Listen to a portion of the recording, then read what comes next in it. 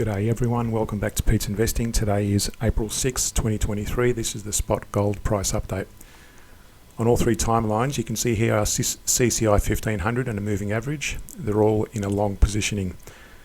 Although, I'll just be careful of going long at this point because it may reach a resistance area, and I'll talk about that in the coming charts. Let's go first to the daily chart. I did draw this resistance area up here at 2009 some time ago, and it's broken through that, although we did say in our last update there was another minor resistance forming above that, and I'll explain that further in the 4-hour chart. But other than to say there is this currently this support and resistance on the daily just to be mindful of, and the support down the bottom here is at 1809. But again, predominantly long trades if you're going to be doing this at the moment. But just before you do that, let's have a look at the smaller time frames. On the 4-hour chart, you can see here I've drawn this wedge. If I zoom out along these bottoms, going back to April, May in 2022, and to the more recent high here in March 2023. And that also corresponds with where we are today in the last few hours of trading. It's gone through that and it's bounced down from that level. Now you'll notice this dotted red line, that's another resistance level forming to possibly replace this hard red line.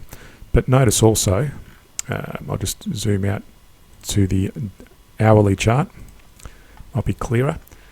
So notice also if I zoom in here, there's that wick on that particular bar actually kissed that initial resistance area at 2009, bounced back up, and now it's coming back down to that resistance area again. So it really respects these two resistance areas, this diagonal and this horizontal resistance line.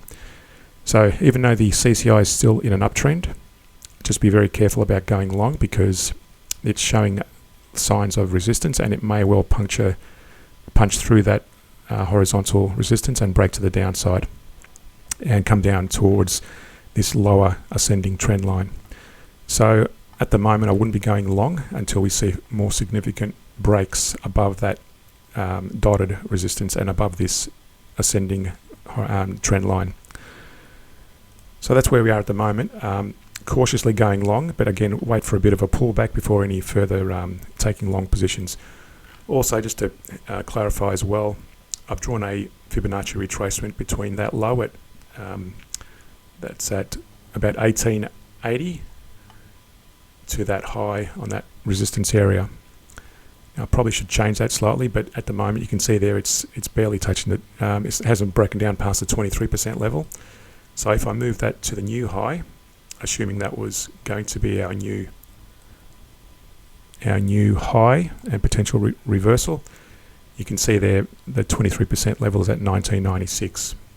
So just be careful of going long, and I wouldn't be going short, definitely not going short, but just be careful of going long because we may see a bit of a pullback, and if we see a bit of a bounce from there and breaks above that resistance, then possible further long entries. Otherwise, the next level of resistance will be this diagonal trend line, and that coincides with the 50% level of the Fibonacci retracement. We want to see a break below that trend line and the break below the 61% if we want to go short. But again, I wouldn't be going short at this level. That's quite high. Let's see it come back for a bit of a pullback and see how far it comes back before taking any long positions.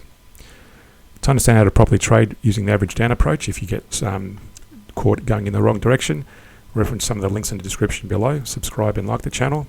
Support us more on Patreon, and I'll see you in a future video.